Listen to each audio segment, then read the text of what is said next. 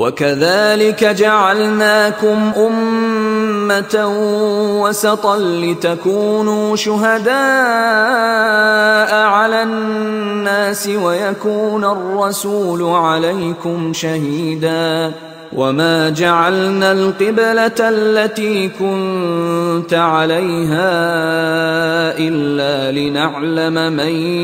يَتَّبِعُ الرَّسُولَ مِمَّنْ يَنْقَلِبُ عَلَى عَقِبَيْهِ وَإِنْ كَانَتْ لَكَبِيرَةً إِلَّا عَلَى الَّذِينَ هَدَى اللَّهُ وَمَا كَانَ اللَّهُ لِيُضِيعَ إِيمَانَكُمْ إِنَّ اللَّهَ بِالنَّاسِ لَرَءُوفٌ رَحِيمٌ وَكَذَلِكَ جَعَلْنَاكُمْ، اب یہ خاص بات کہی جا رہی ہے، اے مسلمانوں تم اس تحویل قبلہ کو معمولی بات نہ سمجھو، یہ علامت ہے اس بات کی کہ اب تمہیں وہ حیثیت حاصل ہو گئی۔ وَكَذَلِكَ جَعَلْنَاكُمْ أُمَّةً وَسَطًا لِتَكُونُوا شُهَدَاءَ عَلَى النَّاسِ وَيَكُونَ الرَّسُولُ عَلَيْكُمْ شَهِيدًا۔ اب تمہارا فرض منصب یہ ہے کہ رسول نے جس دین کی گواہی تم پر دی ہے اپنے عمل سے، اپنے قول سے، اسی دین کی گواہی تمہیں دینی ہے اپنے قول سے اور اپنے عمل سے پوری نوع انسانی پر۔ اب تم لنک بن گئے ہو۔ اب تک نبوت کا سلسلہ جاری تھا، ایک نبی کی تعلیم ختم ہوئی، بگڑ گئی، تحریف ہو گئی، غائب ہو گئی، دوسرا نبی آ گیا، پھر کوئی تیسرا آ گیا، چلے آ رہے۔ لہذا ہر دور کے اندر اب وہ جو معاملہ تھا تسلسل کے ساتھ چل رہا تھا، اب یہاں نبوت ختم ہو رہی ہے محمد الرسول اللہ صلی اللہ علیہ وسلم پر، تو نوع انسانی تو ختم نہیں ہو رہی، ابھی قیامت تو نہیں آئی ہے۔ اب آگے لوگوں کو تبلیغ کرنا، ان تک دین پہنچانا، ان پر حجت قائم کرنا، ان کا احقاق حق پر ابطال باطل کا فریضہ سر انجام دینا، یہ کون کرے گا؟ تو پہلے تو ہمیشہ اللہ کی طرف سے وہی جبریل لائے اور نبی کے پاس آ گئے، نبی نے لوگوں کو سکھا دیا۔ اب یہ کہ اللہ سے جبریل لائے محمد کے پاس، محمد نے سکھایا تمہیں، اور تمہیں سکھانا ہے پوری نوع انسانی کو، تو تم اب وہ درمیانی لنک ہو۔ وَكَذَلِكَ جَعَلْنَاكُمْ أُمَّةً وَسَطًا لِتَكُونُوا شُهَدَاءَ عَلَى النَّاسِ وَيَكُونَ الرَّسُولُ عَلَيْكُمْ شَهِيدًا۔ یہ مضمون زیادہ کھلے گا چل کر سورہ حج کی آخری آیات میں۔ اسی طرح سے مراد یہ کہ تحویل قبلہ ایک مظہر ہے اس کا، اس سے اب تم اپنی ذمہ داریوں کا اندازہ کرو، صرف خوشیاں نہ مناؤ، جشن نہ مناؤ، بلکہ یہ کہ یہ ایک بہت بڑی ذمہ داری کا بوجھ ہے جو تم پر آ گیا۔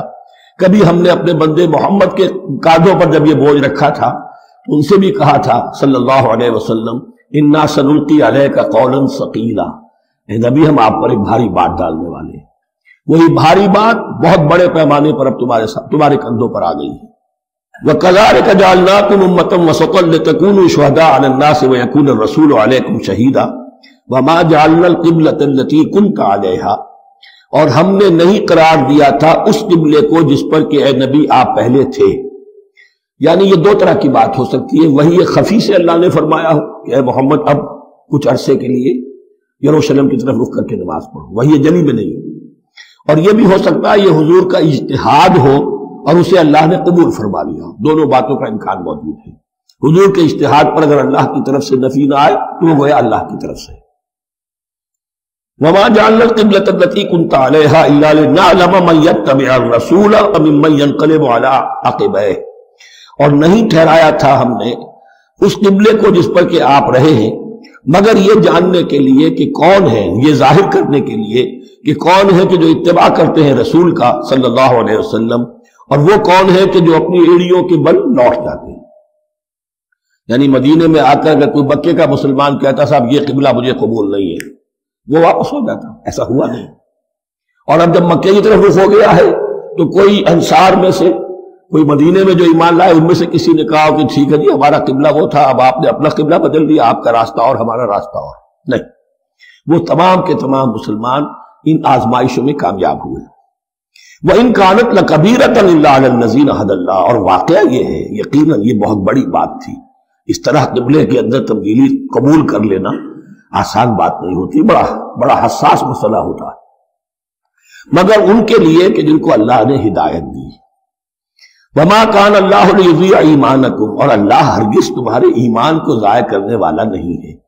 ایمان سے یہاں مراد نماز جو ہے الصلاۃ عماد الدین، وہ جو تشویش ہو گئی تھی کہ ہماری ان نمازوں کا کیا بنے گا جو ہم نے 16 مہینے پڑھی ہے بیت المقدس کی طرف رخ کر کے۔ وما کان اللہ لیضیع ایمانکم، اس وقت وہ حکم تھا رسول کا، وہ اللہ کے ہاں مقبول ہے، اس وقت یہ حکم ہے جو تمہیں رسول کی معرفت مل رہا ہے، اب تم اس کی پیروی کرو۔ ان اللہ بالناس لرؤوف الرحیم، یقیناً اللہ تعالیٰ تو انسانوں کے حق میں بہت ہی شفیق ہے اور بہت ہی رحیم ہے۔